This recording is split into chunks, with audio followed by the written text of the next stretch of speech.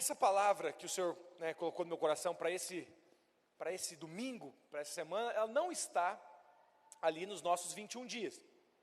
Então não é uma das nossas porções diárias, né? Que nós temos lido, que nós temos feito ali as lives. Quantos dos irmãos têm acompanhado de alguma forma, através da leitura, na live, nas tarefas diárias, e pode testemunhar que tem sido abençoado? Amém, aleluia, que bom. Espero que, se você está chegando agora, ou se não, você fala, pastor, minha semana realmente foi corrida, confesso que nós não entramos na maratona para valer, não começamos, não estamos fazendo as tarefas, não estamos acompanhando as lives. Amém, comece agora então. Amanhã, 19 horas, nós estamos juntos. Faça a leitura do livro para você que adquiriu, o livro, e esteja conosco recebendo ali. Nós temos um grupo no WhatsApp, as tarefas estão sendo compartilhadas ali. São tarefas simples, mas que repetidas 21 vezes, em 21 dias seguidos, pode ter certeza, você está semeando e vai colher por conta disso. Amém? É isso que eu tenho falado desde o início. Bom, não abuse do seu casamento. Essa é a palavra que o Senhor colocou no meu coração. Eu gostaria de fazer uma introdução para você aqui, como em todas as demais áreas da nossa vida, irmãos, e casamento não é diferente. Nós precisamos da palavra de Deus, nós precisamos do Espírito Santo, nós precisamos da unção de Deus nas nossas vidas. Um grande problema é que a religião separou as coisas no homem, sabe, como se nós fôssemos tão divididos assim, nossa vida fosse tão divididinha, tão separadinha, mas não é, pastor, como assim? Você, às vezes, quando eu falo você, obviamente, não necessariamente você mesmo, mas é às vezes um pensamento comum, de que eu oro, eu preciso de Deus para liderar uma célula. Pastor, eu oro para servir no encontro, eu jejuo, eu oro, eu sei que eu preciso de Deus para impor as mãos sobre o enfermo e ele ser curado. Mas você não ora e depende de Deus para ganhar dinheiro. Você não ora e depende de Deus para ser uma boa esposa. Você não ora e fala, nossa, eu preciso de Deus para ser um bom pai. Porque você acha que Deus vai intervir na sua vida em coisas religiosas, entre aspas. Então, para liderar uma célula, para pregar, eu vou pregar no encontro. Pastor, eu vou ser um líder de célula agora. Nossa, eu preciso de Deus. Mas você precisa de Deus para ser marido também, filho. Diga amém. Você precisa de Deus para ser uma boa mãe. Você precisa de Deus. Nós precisamos da palavra de Deus. Nós precisamos dos princípios da palavra de Deus aplicado em todas as áreas da nossa vida. Então, eu e você, nós precisamos de Deus em tudo nas nossas vidas. Diga amém. Então, na nossa maratona conjugal, essa é uma das premissas básicas. Então, para os irmãos que estão conosco, segunda-feira tivemos a reunião de líderes, eu reforcei isso com a liderança.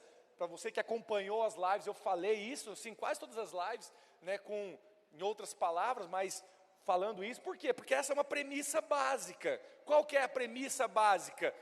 Todos nós precisamos do Senhor no nosso casamento. Todos nós precisamos de que o Senhor seja esse elo forte para que a aliança não se arrebente. Então,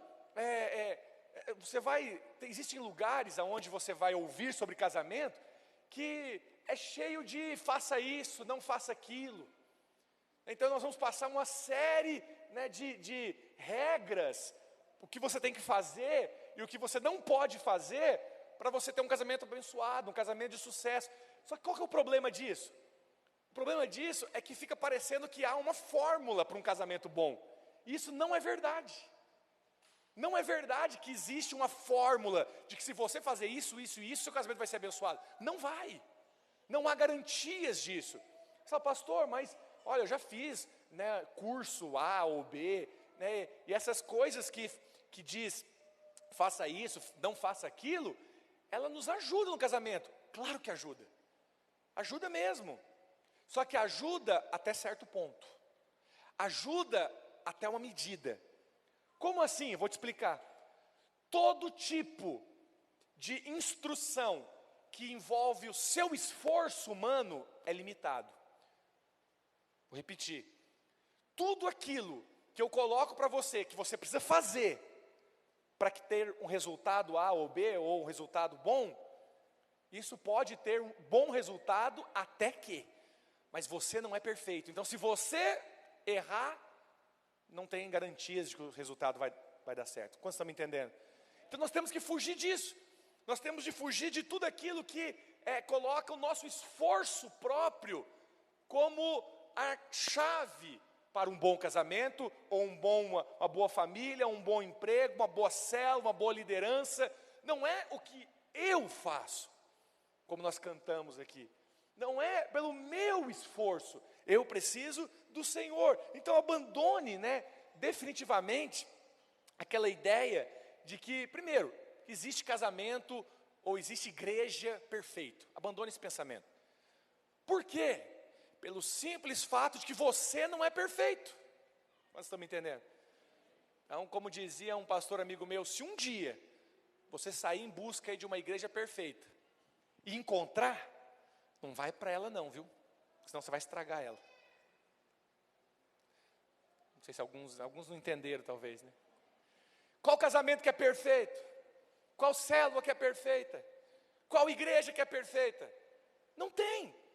Por quê? Porque nós somos os participantes do casamento, os participantes da igreja, os participantes da célula, somos imperfeitos. Então falha sempre vai existir. Qual é a chave então? Quanto mais transformado à imagem de Deus eu for, mais bons resultados eu terei. Na minha célula, na minha igreja, no meu casamento. Vamos ler isso na palavra de Deus? Acho que, vê se está conectado. Aí, agora foi. 2 Coríntios capítulo 3, versículo 18. E todos nós, com o rosto desvendado, contemplando como por espelho a glória do Senhor, somos transformados de glória em glória, na sua própria imagem, como pelo Senhor, o Espírito. Pastor, então qual que é a forma prática? Porque todos nós, de uma forma geral, gostamos de coisa prática, né? Pastor, esse negócio aí de, tá bom, contemplar o Senhor. Mas de forma prática, nós pregamos sobre isso esses dias. Existe uma forma de nós contemplarmos o Senhor? Existe. Então, nós estamos dentro da maratona conjugal. Pastor, de forma prática, me fala algumas coisas práticas aí, para que meu casamento melhore. Eu vou te falar. Não existe fórmulas. O segredo ou a chave é: continue buscando pelo Senhor.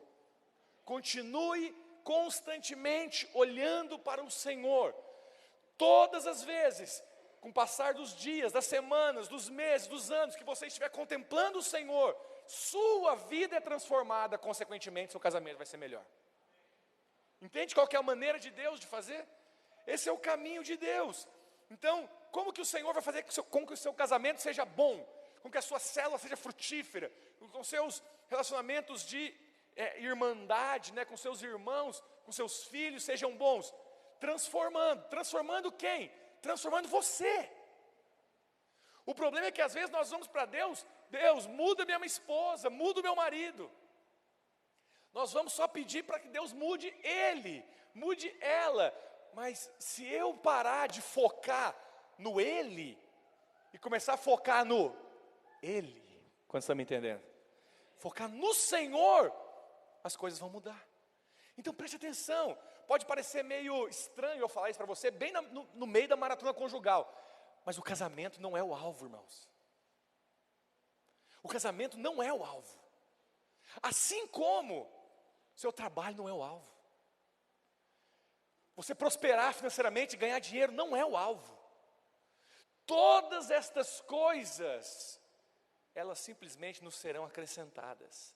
Todas essas coisas simplesmente serão fruto do quê? Do meu alvo. O meu alvo é Cristo.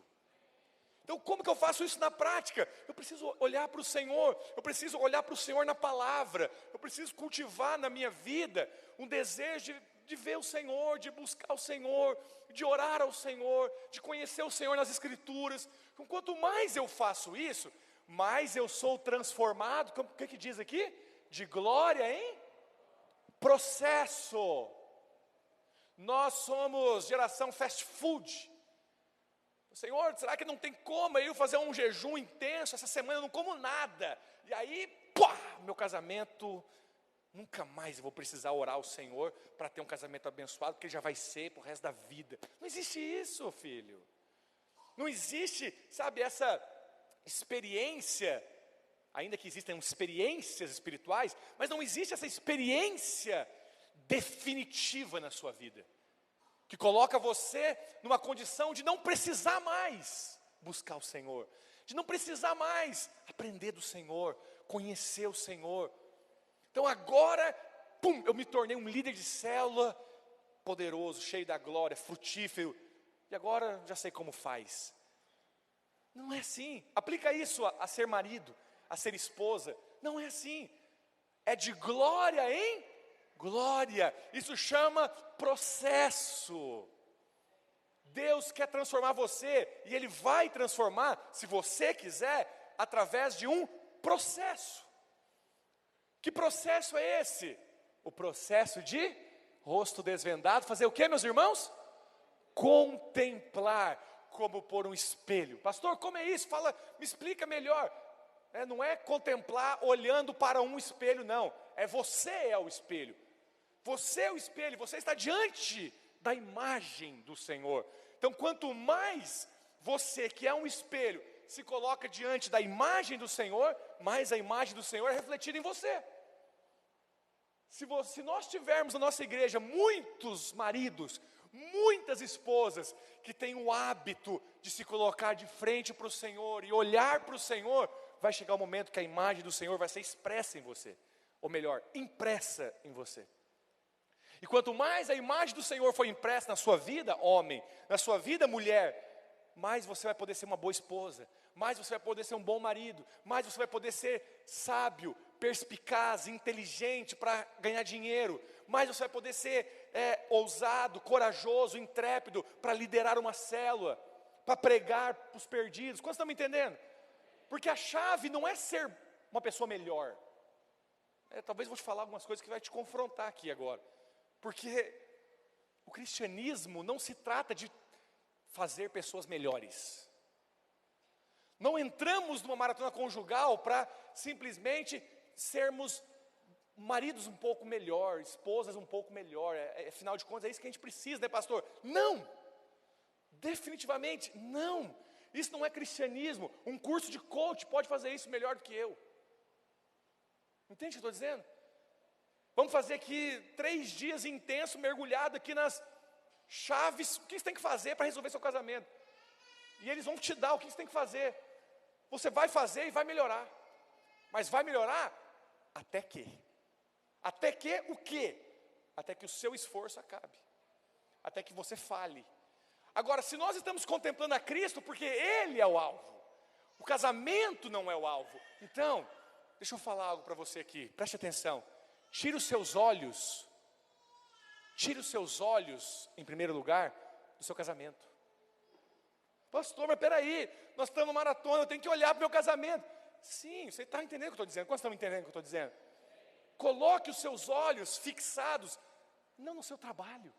Agora, quantas pessoas não vivem a sua vida e os olhos delas estão focados em como é que eu posso ganhar mais dinheiro? Tem ou não tem?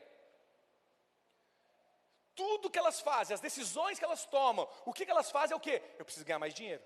O mundo é assim, o mundo corre atrás de dinheiro. O mundo corre atrás do sucesso, o mundo corre atrás de uma vida tranquila, de uma vida em paz. É assim ou não é? Se você for assim, então você é como o mundo. Não precisa, na verdade, não muda nada. Não tem Cristo na sua vida. Mas, se você decidir não olhar mais para o seu casamento, não olhar mais para a sua condição financeira, eu não estou aqui agora olhando para o meu emprego, para a minha carreira, para o meu filho. Não, eu estou decidido agora a olhar para Cristo. Qual que é o fruto? Qual que é o resultado de contemplar a Cristo? Você vai ser transformado. Você vai ser transformado de glória em glória. Aí a minha pergunta é, você pode prosperar financeiramente? Sim. Você pode ser um bom marido, uma boa esposa? Óbvio. Você pode ser muito melhor bom pai? Claro. Por quê? Porque é Cristo. É Cristo. A palavra no Novo Testamento é claro, o apóstolo Paulo diz claramente: Cristo em vós é a esperança da glória. Qual que é a esperança da glória então, pastor? É eu me dedicar para ser um marido melhor. Não! A esperança da glória não é você se dedicar para ser um líder de célula melhor. A esperança da glória não é você se dedicar para ser uma pessoa melhor, um cidadão melhor, que não nega e não deixa de pagar seus impostos, e não rouba, e não adultera, e não mente. Não! Não é isso. A esperança da glória é Cristo em vós. Então, quanto mais Cristo for aparecer na minha vida, quanto mais a impressão de Cristo estiver em mim, mais a glória de Deus será vista. É a vontade de Deus eu ter um casamento bem sucedido, prazeroso, alegre, próspero. É a vontade de Deus, sim ou não? Se você tem dúvida disso, aí é um problema de crença. Mas se você não tem dúvida, você crê sim, sim, sim. É a vontade de Deus, sim. Que meu casamento prospere, tenha prazer, tenha alegria, tenha amor, tenha respeito. É a vontade de Deus, sim. Então isso é glória de Deus. E a esperança da glória de Deus é Cristo em você. Quanto mais Cristo em nós houver, mais a glória de Deus haverá. Quantos estão comigo aqui? Diga amém. Então, não pense que um bom casamento é simplesmente um conjunto de regras guardadas. Então, se eu continuar aqui guardando essas regras, eu vou conseguir, seguir por essas regras. Não, nós precisamos contemplar o Senhor. As verdadeiras transformações, que nós precisamos, como maridos, como esposas, como pais, como profissionais, as verdadeiras transformações que precisamos, e os resultados ótimos que nós queremos ter, eles virão através para quem eu estou olhando, da minha contemplação ao Senhor. É porque eu estou contemplando o Senhor, eu estou olhando para o Senhor. Eu decidi fazer da minha vida a prioridade é eu buscar o Senhor. É por isso que eu oro, é por isso que eu leio a Bíblia, é por isso que eu chamo o Senhor para fazer parte da minha aliança, da minha célula, do meu trabalho, do meu estudo, da minha carreira. Agora, quantos oram para saber qual curso de faculdade fazer? Entende? Eu estou vendo aí o que dá mais dinheiro no momento agora que está em alta é tal coisa, pastor. Tá bom, mas você acha que Deus quer te guiar pelo que dá mais dinheiro? Vai buscar o Senhor para saber o que Ele tem para você. Qual é o caminho que Deus tem para você? Existe um caminho de Deus para você, diga amém. É isso que nós precisamos. Então, muitas vezes, nós andamos pelo caminho do mundo. Casamento de sucesso é cumprir umas regras, uma série de regras. Faça isso, não faça aquilo. Mas isso é um equívoco. Quando Jesus diz, irmãos, existe um versículo muito conhecido na Bíblia, João 14, versículo 6, que diz o quê? Eu sou o caminho, a verdade e a vida. Eu sou o caminho, a verdade e a vida, ninguém vai ao Pai senão por mim. Bom, qual que é o problema? Muitos conhecem esse texto. O grande problema é que muitos param na percepção, na ideia de que Jesus é o caminho só para te levar para o céu. Ou seja, o caminho para te salvar da condenação do inferno. E Ele é mesmo, sim ou não? Não há outro. Mas Jesus não é o caminho só para te levar para o céu. Jesus é o caminho para te levar para tudo que é bom da vontade do Pai. Entende isso? Jesus é o caminho de tudo que é bom do Pai para a sua vida. Essa é a vontade de Deus. Então, certamente, nós podemos afirmar, nós podemos dizer que Jesus é o caminho para um casamento bem-sucedido. Ele é o caminho para você ser próspero. Ele é o caminho para você ser um bom marido, para você ser uma boa esposa. Quando você está me entendendo? Ele é o caminho, porque Ele é o caminho. Ele não é só o caminho para a salvação. Ele é o caminho para uma vida bem-sucedida, para uma vida abençoada. Casamento é uma alta prioridade do Senhor, viu, irmãos? Deixa eu falar algo para você. A Bíblia começa com o casamento, né? Deus cria, tem toda a criação, cria o homem, coloca o homem num jardim, coloca a mulher, toda a criação para o homem. O mundo não existe para o peixe. O mundo todo não existe para o cavalo, para a tartaruga, para a vaca. Não, o mundo todo existe para o homem. Tudo que foi criado para o homem. A terra é para o homem é para Deus. Entende isso? Essa foi a criação. E aí, quando nós vemos a criação, nós vemos o casamento. Quando nós vemos a Bíblia encerrando, ela encerra com um casamento. A noiva diz, vem. E o noivo vem e a Bíblia acaba com o casamento. Jesus, quando esteve na terra, o seu primeiro milagre, ele decidiu fazer aonde? No casamento. Qual foi o primeiro milagre, o primeiro sinal de Jesus, irmãos, lembram? Transformou o quê? Água em vinho, lá nas bodas de Caná da Galileia. Bodas é casamento. Então você que é solteiro, preste atenção. Você ainda está solteiro, mas saiba, casamento é uma alta prioridade do Senhor. E eu vou mostrar o porquê disso hoje. É uma alta prioridade.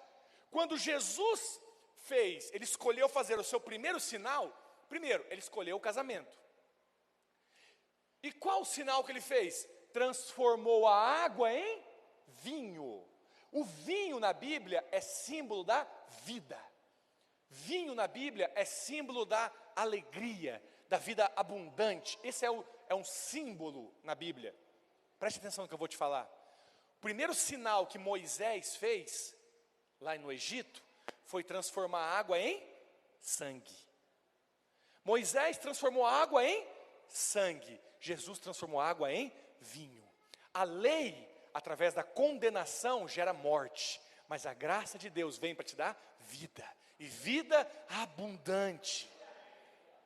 Então, se o seu casamento não está bem, se a sua vida, você que é solteira, não está bem, Jesus quer transformar a água em vinho na sua vida.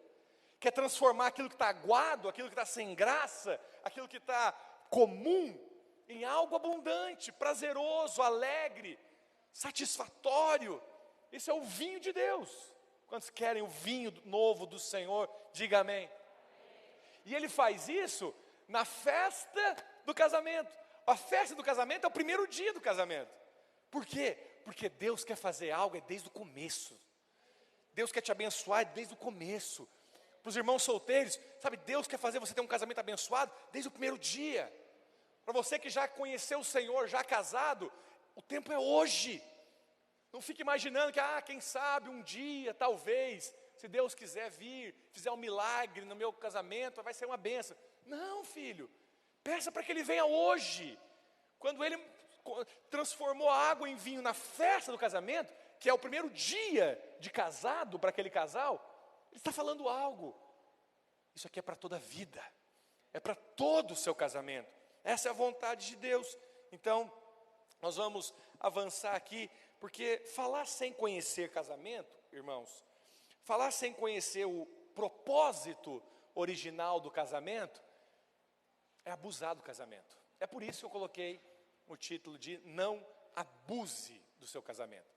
A palavra abusar significa usar de forma indevida. Abusar significa usar de forma inadequada. Quando você não conhece o propósito do casamento, primeiro porque você não se relaciona com quem criou o casamento. Segundo, porque você não vai ver o que foi escrito sobre o casamento. Aí é a mesma coisa que você comprar um eletrodoméstico todo tecnológico, cheio de botões, cheio de funções, que vem com um manual dessa grossura. Você fala, ler manual eu não consigo ler não, mas eu vou ficar tentando descobrir aqui como é que é as funções.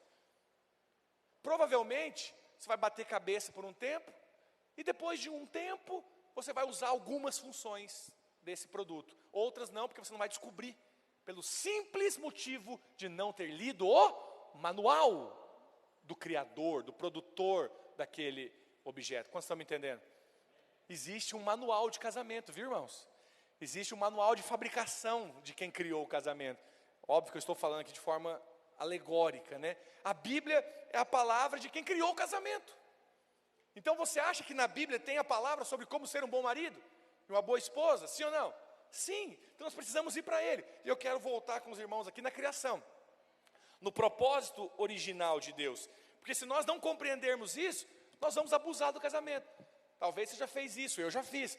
Quem já pegou sapato aqui para bater prego? Ninguém? Ninguém usou sapato com martelo na vida aqui? Já usou outra coisa? Já usou a faca de passar margarina para apertar parafuso? Isso aí já também, né? A minha casa, eu tenho até uma caixa de ferramentas na minha casa, mas uma coisa que eu não tenho, que eu não sei onde está, é martelo. Eu não sei, eu não tenho martelo. Aí se eu precisar bater um preguinho pequeno, madeirinha, coisa fácil, eu vou bater com alguma coisa. Então uma das coisas que eu já usei, te aconselho a usar se não tiver martelo, é sola de sapato. Pega seu sapato, vira assim, ó, e bate. Funciona. A pergunta é, se você fizer isso direto, você vai estragar o sapato, sim ou não? Vai. Por quê? Porque ele não foi criado para ser martelo, filho. Pelo simples motivo. Isso é abusar do sapato. Esse é o abuso. Você vai estragar. Tem gente que abusa no casamento. Por quê? Porque não sabe como usá-lo. Não sabe como lidar com ele. Então nós precisamos voltar para o propósito do Senhor. O propósito de Deus para o casamento. Nós podemos ver nas epístolas, eu quero avançar aqui com os irmãos, interessante que todas as vezes que Paulo vai falar sobre instruções para maridos e esposas, olha, não vou ler com os irmãos, só vou mencionar para você, as duas instruções básicas para marido e esposa. Maridos, amem as suas esposas, ponto final, ou tem mais alguma coisa? Tem mais, né? Como Cristo amou a igreja. Opa. Esposas, sejam submissas ao seu marido, ponto final? Não, sejam submissas ao marido como ao Senhor. Pastor, o que é isso? Quando nós vemos as instruções apostólicas do casamento, todas as vezes Paulo coloca Cristo no meio. Ou seja, não é só submeter ao seu esposo, mulher, é submeter ao seu esposo como quem faz para o Senhor. Porque na verdade eu sou submissa ao Senhor, eu amo o Senhor. Quem me conquistou meu coração antes desse homem aqui foi o Senhor, a minha vida é do Senhor. Então eu submeto a Ele como ao Senhor. Eu decido amar a minha esposa, por quê? Não, porque Cristo, Paulo coloca Cristo, assim como Cristo amou a igreja. Então existe um parâmetro, existe um norte. Em outras palavras, somente aqueles que sabem que são amados por Deus, conseguem amar suas esposas. Somente aquelas que sabem que são amadas por Deus, conseguem submeter aos seus maridos. Submeter, servir, honrar, amar o cônjuge, na verdade é só um resultado, um fruto daquilo que na verdade você recebeu do Senhor. Se você não tem entendimento, revelação do quanto você é amado por Deus, você vai ter dificuldade de amar o seu cônjuge. Se você não compreende o tanto que Deus te amou, mulher, se você não entende o tanto que o amor de Deus é extravagante, é indescritível, é grande, o tanto que essa graça te alcançou, você não vai conseguir submeter ao seu esposo. Mas como que você submete? Você submete dizendo assim, não é possível que aquele que me amou desse jeito, esse que me amou tanto, colocou para mim esta função, não é possível que eu não vou conseguir correspondê-lo, diante de tamanho amor que me alcançou. Entende isso? Mas isso precisa de revelação. Mesmo se você for jovem, estiver ouvindo, você ainda vai se casar, né? Lembre-se disso, o casamento é uma prioridade do Senhor. Por quê? Porque não existe um relacionamento na terra que mais expressa Cristo e a igreja do que o casamento. E é sobre isso que eu quero avançar aqui com os irmãos, porque na criação, Adão, isso vai passar aí? Então tá. Na criação, o primeiro casal, Adão e Eva, eles são como tipos. Pastor, o que é tipo? Tipo é uma figura teológica que expressa, é uma alegoria, ok? Adão e Eva são tipos na Bíblia. Tipos de quê? Cristo e a igreja. Por que o Senhor criou o casamento? Justamente a sua alta prioridade é mostrar para mim e para você como é o relacionamento de Cristo com a sua noiva. Esse é o principal motivo, né? O casamento foi dado para demonstrar o quanto Deus ama a igreja. Até os filhos que você tem, é para que você compreenda e tenha a revelação do quanto o pai ama você. Eu não sei se você teve essa experiência. Eu tive, muito, muito clara na minha vida, quando nasceu minha primeira filha, a Giovana. A percepção de amor de pai, ela sim ganha uma outra expressão quando você se torna pai. Somente aqueles que são pais conseguem entender um pouco mais o que é o amor do seu Pai Celestial por você. Então, até seus filhos, Deus dá para quê? Para mostrar o quanto Ele te ama. Ele coloca você e a sua esposa para mostrar o quanto Ele ama a sua noiva, o quanto Ele ama a sua igreja. Nós vamos ler isso na palavra de Deus, Efésios capítulo 5, versículo 29 ao 32, diz assim: porque ninguém jamais odiou a própria carne, antes alimenta e dela cuida, como também Cristo faz com a igreja, porque somos membros do seu corpo. Eis porque deixará o homem pai e mãe e se unirá à sua mulher, e se tornarão os dois uma só carne. Grande é este mistério, Paulo fala, mas eu me refiro a Cristo e à igreja. Grande é este mistério, mas eu me refiro a Cristo e à igreja. Espera aí, Paulo, você está falando de casamento. Deixa o pai, né, deixa a mãe, vai unir a sua esposa, vai se tornar uma só carne. Você não está falando de igreja? Você não está falando de casamento? Sim, é casamento. Mas ele falou, grande é esse mistério, mas eu não estou falando de casamento. Estou falando de Cristo e a igreja. Por quê? Porque Adão e Eva, o casamento, ele veio para expressar o relacionamento de Cristo com a igreja. Então Adão é um tipo, né, uma figura de Cristo, e Eva é uma ilustração espiritual da noiva, da igreja. A união desse casal, a união desses dois mostra para nós a união de Cristo com a sua igreja. Eu queria só mencionar para você aqui de forma bem rápida, para nós darmos sequência, como que foi a formação da mulher. Eu preguei algo parecido com isso, usando esses textos aqui em um casamento, e aí o irmão falou, pastor, nossa, foi uma benção a palavra, dava para pregar no culto. Lembra disso? Você que falou isso para mim, né? Essa palavra dá para pregar no culto. Chegou o dia, hoje estou pregando essa palavra no culto. Eu preguei ela no casamento, né? Mas é porque, na verdade, é a palavra do Senhor.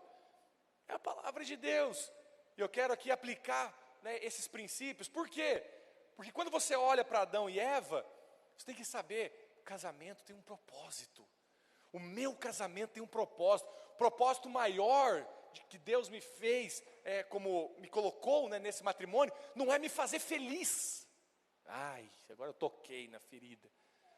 Um problemão fazer. Eu sou pastor, eu celebro casamentos. E eu percebo às vezes, claro, eu não consigo ver coração, então eu só vejo as atitudes, né? Mas é terrível quando nós vemos casais jovens que estão começando um casamento e ele entrou para ser feliz. É uma frustração. Pastor, mas eu não tenho que entrar para ser feliz no casamento, não? Você vai se decepcionar, filho. Porque você acha que o casamento é alguma coisa assim que essa pessoa era tudo que eu faltava na minha vida. Para com isso. Se você entra no casamento com alguma coisa que está faltando na sua vida, já está errado. É tipo assim, ó, você é meio.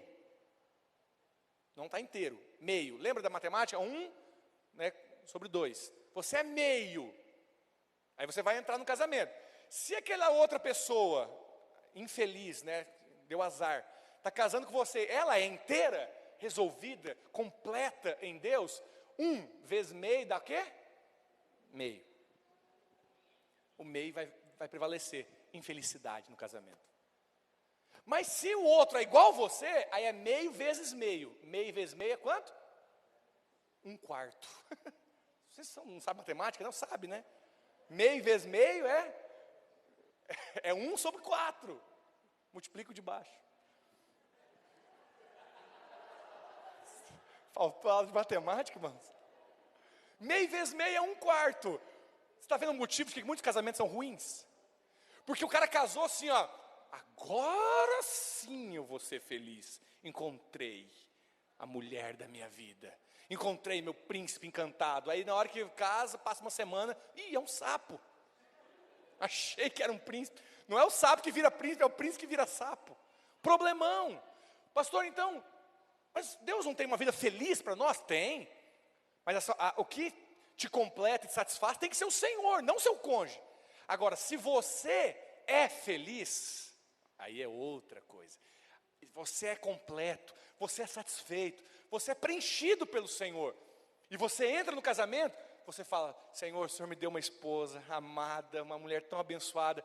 Eu quero fazer dessa mulher a mulher mais feliz dessa terra. Aí é diferente. E se dois entram no casamento querendo fazer o outro a pessoa mais feliz, o casamento vai ser feliz? Sim ou não? Sim. Então quando você entra para ser feliz, entrou errado. Bom, eu estou saindo aqui. Quero falar de Adão e Eva. Cristo e a igreja. Amém? Cristo e a igreja. Como, então, compreender o processo de formação da mulher, como que Deus trouxe a mulher para o homem, compreender o princípio espiritual disso, vai nos fazer entender qual que é o propósito do casamento. Preste atenção, para a mulher vir à existência, o homem teve que existir. Primeira coisa, teve que haver homem. Quando Deus deixou de ser Deus somente. Houve uma época em que Deus era só Deus, mas teve uma época que Deus se fez homem. Deus se fez homem em Cristo Jesus. Hoje nós temos à direita de Deus Pai, não somente um Deus, mas um homem. Jesus é 100% Deus, mas Ele é 100% homem. Ele tornou-se homem.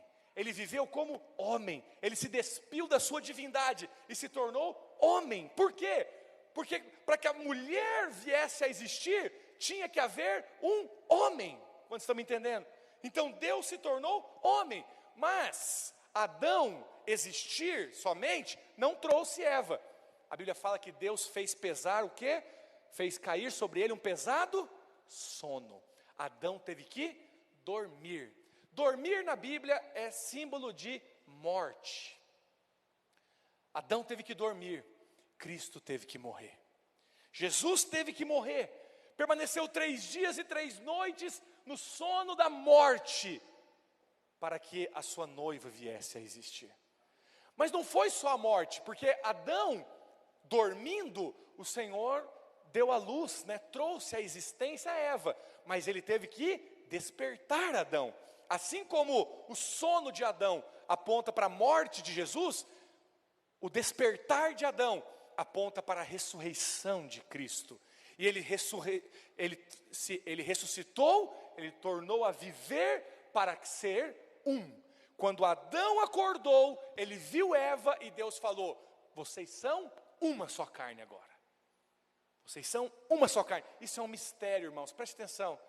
Sabe, tem coisas que nós não conseguimos explicar com tanta clareza na palavra de Deus. Mas Deus colocou a natureza dele em nós. É um mistério porque isso não faz de nós deuses. Nós não somos deuses. Mas de uma forma, sabe, divina, misteriosa. Você tem a mesma vida de Deus. A Bíblia diz que aquele que se une ao Senhor, torna-se um só espírito com Ele. Isso ao ponto de, quando você se uniu ao Senhor, não dá mais para separar o que é seu e o que é do Senhor. O seu espírito se uniu com o Espírito Santo, e agora, o que é do Espírito Santo, o que é do meu espírito, é tudo uma coisa só. Eu não sou Deus, eu sou filho de Deus, mas eu tenho a vida de Deus. Eu me tornei um com Deus, assim como a mulher se tornou um com seu marido. Quantos estão me entendendo? E nós vemos ali também, nesse projeto divino, celestial, que a mulher, ela foi feita da costela do homem. Ou seja, a mulher veio a existir do homem. assim como a igreja nasceu de Cristo. Deixa eu falar algo para você. Não há espaço na edificação da igreja para nada que vem do ego. Nada da sua carne, nada é fruto do homem, nada que a fonte é humana tem participação na edificação da igreja. Só é igreja o que vem de Cristo. Se a igreja é Cristo, se é Cristo, é igreja. Se a natureza é humana caída, não serve na igreja. Entende isso? Por quê? Porque a natureza é a mesma. A mulher foi feita do homem, a igreja foi feita de Cristo. Nós estamos aqui, irmãos, e eu sei que você, às vezes, se você é novo na fé, ou se você está nos visitando, pode parecer um quanto estranho o que eu estou te falando, mas isso aqui é só uma outra expressão do próprio Cristo. A Bíblia chama a igreja de corpo de Cristo. Então, não quer dizer que Jesus não tem um corpo? Não, ele tem um corpo, ele não é uma aberração, uma besta, uma anomalia, só tem uma cabeça flutuando. Não, ele é cabeça e corpo. A questão é que ele decidiu fazer da sua igreja a extensão do seu corpo. Entende isso? Isso precisa de revelação.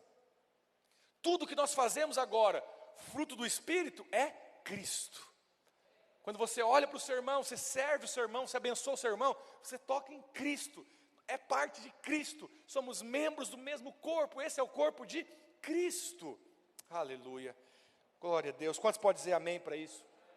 Vamos avançar. Segundo, uma boa comunicação, irmãos, protege o casamento. Como assim, pastor? Nós estamos falando da criação, nós estamos falando do propósito original. Então Deus primeiro fez o homem, a partir do homem trouxe à existência a mulher. E a Bíblia fala que antes de Deus trazer à existência a mulher, Deus tinha dado ordem ao homem. Então para quem que Deus deu ordem? Para o homem.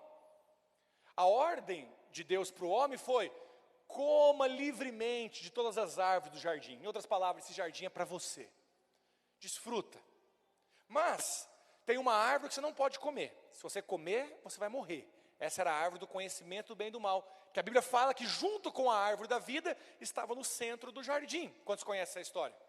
Amém? Essa é a história da formação do homem, essa é a história da criação. E aí Deus falou isso para o homem. A mulher já tinha vindo à existência, sim ou não? Não. Quando Deus falou, só tinha um homem. Nós não sabemos, a Bíblia não fala que Deus repetiu as ordens para a mulher. A Bíblia não fala isso. É provável que, tendo repetido ou não, é mais provável que não repetiu, que a vontade de Deus era que o homem pudesse conduzir a sua esposa. Ou seja, fale para ela o que eu, Deus, falei para você. Quando você está me entendendo? Deus tinha dado ordens ao homem. A mulher agora veio à existência. Aí você fala: pastor, problema de comunicação, né? É verdade, meu marido também é assim, tem coisa que ele tem que falar para mim e ele esquece. Então esse problema de comunicação é antigo. Esse problema de comunicação parece que vem lá do Jardim do Éden, irmãos. Pastor, mas isso é só uma chutologia, né? Nós estamos chutando?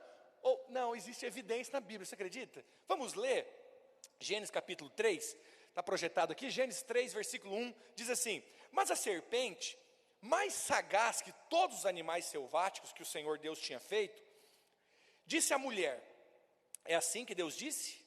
Não comereis de toda a árvore do jardim? Deus tinha falado isso, irmãos? Contrário, né? Deus tinha falado: coma livremente de todas as árvores. Aí ela falou, agora a serpente falou o contrário.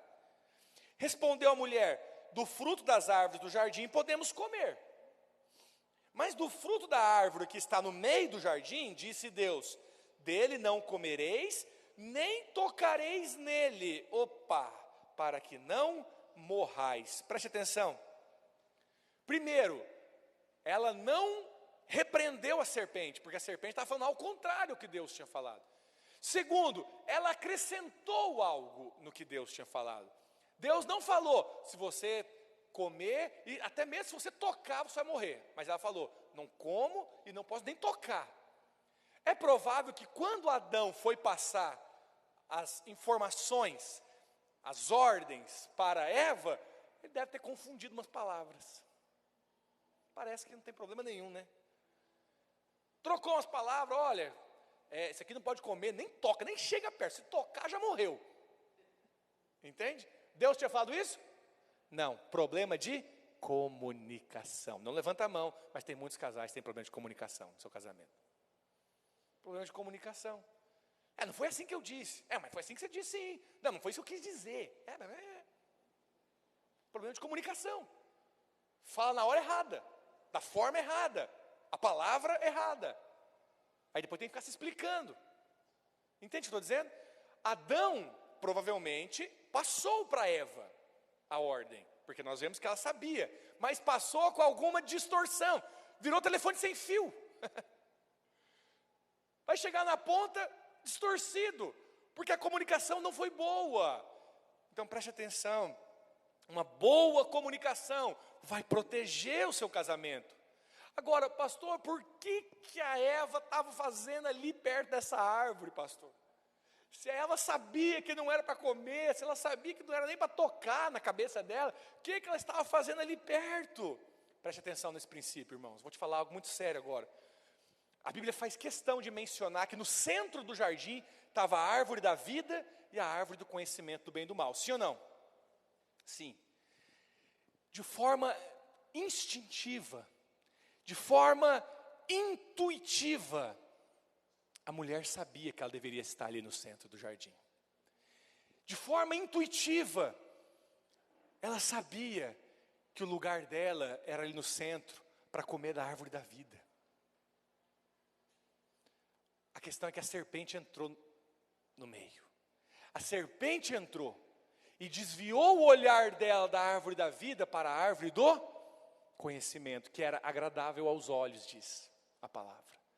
Então preste atenção, isso nos faz entender, por que você acha que Deus, por que você acha que ela estava ali? Existe uma razão para isso. A mulher, Deus fez a mulher com uma capacidade de intuição maior do que o homem. O homem não tinha comido nenhum momento da árvore da vida, e parece que não tinha nem sido tentado pela serpente para comer da árvore do conhecimento também. Talvez o homem nem ficava ali no centro do jardim, ele ficava em outros lugares. Ele nem ia lá no meio do jardim, mas a mulher estava no meio do jardim. Olha para cá, a minha pergunta para você era a vontade de Deus que ele estivesse no meio do jardim, sim ou não? Sim. Por quê? Porque no meio do jardim estava a árvore da vida. Então certamente Deus queria que eles estivessem lá. Adão não captou isso. Adão não percebeu isso. Mas Eva percebeu. E Eva estava lá. E a serpente teve que entrar. Então atenção, irmãos, irmãs, preste atenção.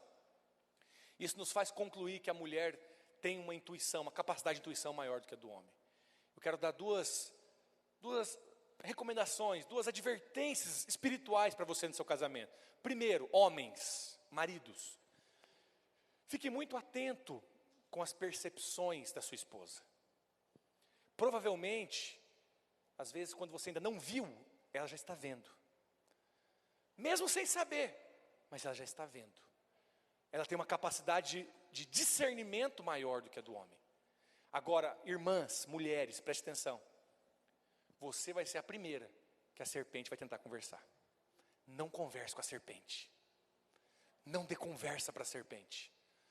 A maioria dos problemas de falas acontece na boca das mulheres. Por quê? Porque dão ouvido para a serpente. Por que quando a gente pensa em fofoqueiro, logo a gente vem na cabeça a mulher? Não, tem muito homem fofoqueiro também, mas tem mais mulher. Entende o que eu estou dizendo? Porque mulher fala mais do que homem. Então parece que essa situação de falar mais do que o homem também vem de muito tempo. Esse é inclusive o próximo ponto que eu quero falar. Preste atenção. Outro princípio. Homem, não fique em silêncio. Homem, você não deve ficar em silêncio. Por quê? Porque a serpente vai tentar falar com a sua esposa. A serpente vai tentar seduzir a sua esposa. A serpente vai tentar enganar, começando por ela. Quando a serpente estava falando com Eva, a serpente falava, Eva falava e o Adão.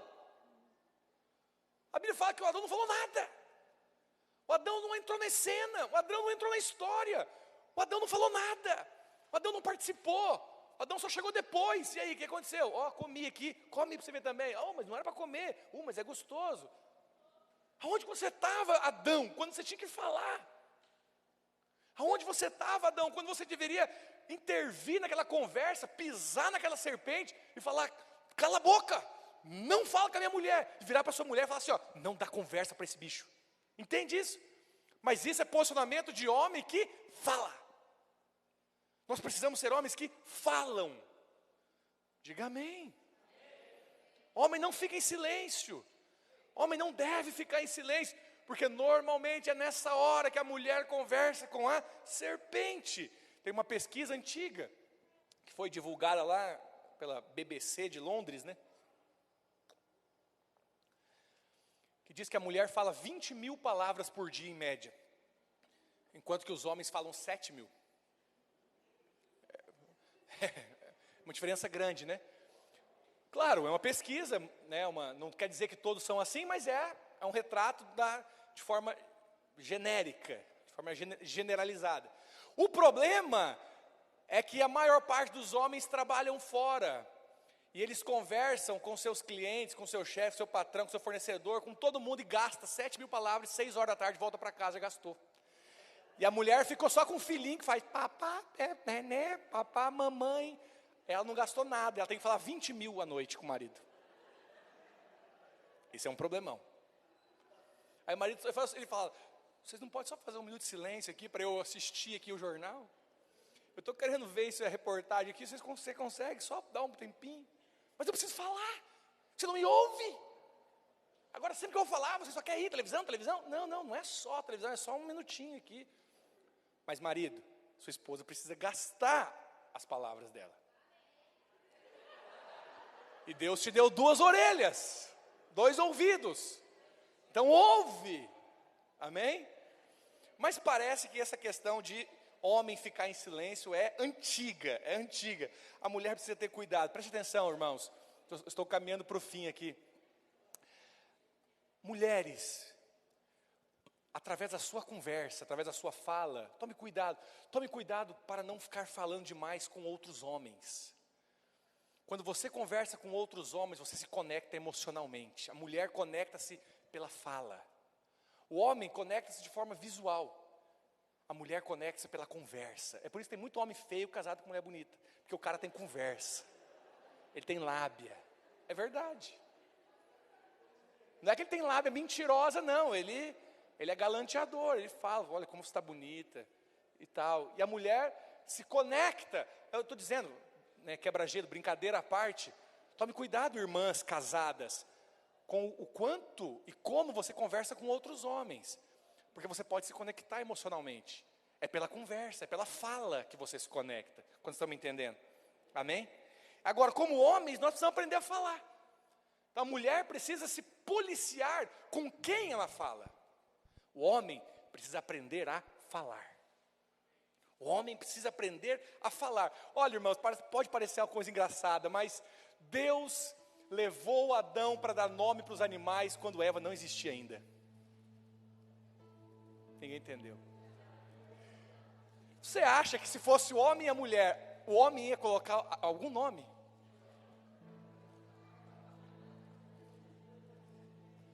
Só Adão deu nome para os animais. Eva não deu nome para os animais. Sabe qual é a cena que eu começo a visualizar? Deus falando assim, Adão, vamos passear aqui. E ele olhou para os animais e falou, uau, aquele ali, como é que é o nome? Deus falou, fala, dá um nome para ele. Elefante. Elefante. Isso mesmo, Adão, fala mais. Aquele ali, girafa, pescoçudo. Fala, Adão, continua falando, fala. Você precisa falar, Adão. Então vai, vaca, boi, tartaruga, cachorro, gato, cobra. Isso, Adão, fala, dá nome para todos os animais. Fala. É isso que eu imagino. Deus levou Adão para falar. Adão, você precisa aprender a falar. Homens da Videira de Caxias, vocês precisam aprender a falar. Vocês precisam se posicionar e falar. Porque quando você se cala, existe uma serpente que está aí. A sua esposa tem a tendência de falar mais, e é com ela que normalmente a serpente vai procurar. Por isso que nós não podemos nos omitir, não podemos nos esconder, nós precisamos falar. Deus criou o homem, irmãos, para ser o cabeça no lar. Isso não significa homem superior e mulher inferior. Significa que na ordem de Deus, Deus estabeleceu funções. Simples assim. Deus estabeleceu funções. Existe uma ordem na empresa que você trabalha. Existe uma ordem na igreja. Sabe, eu não estou mais perto de Deus que você. Eu não sou melhor de você. Na verdade é bem provável que eu sou um pouco pior. Mas não é uma questão de eu ser melhor. Você olha para mim como pastor, como autoridade, por uma questão organizacional, por uma questão funcional. É assim ou não é? O seu trabalho é assim. Você não submete ao seu chefe porque você acha que ele é um cara gente boa. Afinal de contas, o cara é camarada, o cara é legal. Aí eu submeto. Não, você submete porque ele é o seu chefe. É assim ou não é? Porque foi colocado. Essa é a ordem da empresa. Na sua casa existe uma ordem. No seu casamento existe uma ordem. Quem estabeleceu não foi você. Quem estabeleceu foi Deus. E eu vou te dizer mais. Quando Pedro escreveram aos casados, ele começou falando pelas mulheres. As orientações bíblicas de casamento, tanto de Paulo quanto de Pedro, eles começam falando para as esposas. Eu acho que isso tem um motivo. Eu acho que as mulheres são mais rápidas para pegar as coisas. Eu acho que as mulheres têm mais influência dentro das suas casas.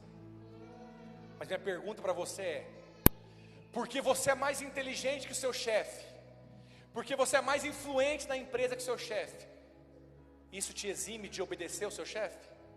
Não. Os irmãos me entenderam? Você pode ser mais inteligente, mais influente, mais perspicaz, mais atenta, mais sábia, mais um monte de coisa que seu marido, e é bem provável que você seja mesmo. É bem provável que você seja mesmo. A maior parte das mulheres tem uma capacidade maior do que os homens mesmo. Mas Deus falou para você submeter o seu marido. Essa é a ordem de Deus. E eu encerro dizendo para você qual que é o princípio da criação. Quando Deus criou tudo, irmãos, quando Deus criou, Ele começou criando, né, a terra, os luzeiros, né, criou a atmosfera terrestre, o sol, as estrelas, aí Ele colocou a água, separou a água da parte seca. Quando Deus foi criar os seres vivos, Ele criou a partir do ambiente. Ele falou: produza as águas, povoem as águas, os seres, os animais marinhos, aquáticos. Produza a terra, os animais terrestres. Ele começa falando ao ambiente que foi criado. Mas quando Deus foi criar o homem, Ele disse: façamos o homem à nossa imagem e semelhança. Sabe, isso nos leva a pelo menos dois princípios. Primeiro, você está relacionado com o ambiente que você foi criado. Um peixe não sobrevive fora da água, porque ele é da água. Um animal terrestre não consegue viver muito tempo na água. Eu e você, primeiro, nós somos criados do pó, homem. Nós precisamos do pó para sobreviver. Mas o nosso espírito foi criado a partir do Senhor. Nós precisamos do Senhor. Nós precisamos da palavra do Senhor. Nós precisamos da presença do Senhor. Sem a presença do Senhor, a palavra do Senhor, nós não cumprimos o propósito de existência nas nossas vidas. Mas você, mulher, não foi feito do pó da terra. O homem foi feito do pó da terra. Mas você, mulher, não foi feito do pó da terra. Você foi feito da costela do lado do homem. Vem aqui mesmo. Aí eu descobri algo. A mulher, o peixe precisa da água, o animal terrestre precisa da terra, nós precisamos da terra e do Senhor. Você, mulher, precisa do abraço do seu marido. Você foi feita da costela do homem. Mas tem dias que sua mulher não quer ser abraçada. É assim ou não é?